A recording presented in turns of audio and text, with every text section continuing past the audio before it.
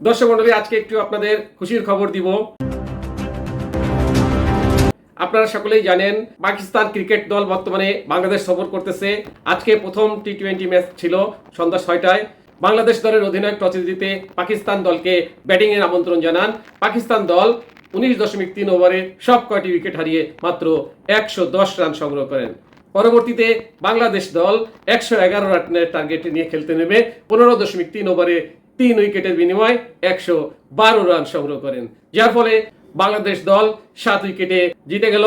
পাকিস্তান দলের ইনিংসে বাংলাদেশ দলের বোলাররা মেহেদী হাসান উনি 4 ওভার বল করে 37 রান দিয়ে 1 উইকেট নিয়েছেন। তাসকিন আহমেদ উনি 3.3 ওভার বল করে 22 রান দিয়ে 3 উইকেট নিয়েছেন। তানজিদ হাসান সাকিব উনি 4 ওভার বল করে 20 রান দিয়ে 1 উইকেট নিয়েছেন। মোস্তাফিজুর রহমান উনি 4 ওভার বল করে মাত্র 6 রান দিয়ে 2টা উইকেট নিয়েছেন। শামীম হোসেন 1 ওভার বল করে 2 রান নিয়েছেন। রিশাদ হোসেন উনি 3 ওভার বল করে 19 রান দিয়েছেন। এই ছিল বাংলাদেশ দলের বোলিং লাইন আপ। এবং পাকিস্তান দলের একমাত্র ফখরুজ্জামান 44 রান করেছেন, এছাড়া তেমন কেউ শামের প্রতি সুবিচার করতে পারেননি। এদিকে বাংলাদেশ দল তানজিম হাসান তামিম 4 বল খেলে 1 রান করে আউট হয়েছেন। পারভেজ হোসেন ইমন উনি কিন্তু 39 বলে 56 রানের লড়াকু ইনিংস অর্থাৎ ম্যাচ জয় ইনিংস খেলেছেন। লিটন কুমার দাস উনি 4 বল খেলে 1 রান করেছেন। আর তৌহিদ হৃদয় উনি 37 বল খেলে 36 রান খেলেছেন, উনিও কিন্তু ভালোই খেলেছেন।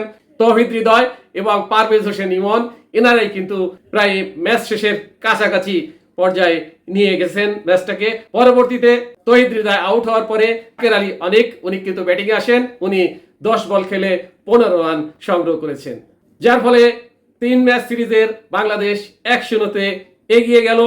আরও সামনে 2টো ম্যাচ বাকি। আগামী 2 দিন পর অর্থাৎ 22 তারিখ সন্ধ্যা 6টায় একই ভেন্যুতে আবার পাকিস্তানের সাথে খেলা আছে। আমরা সকলেই সেই টি-20 ম্যাচটাও উপভোগ করব। সাথে থাকার জন্য ধন্যবাদ। আসসালামু আলাইকুম।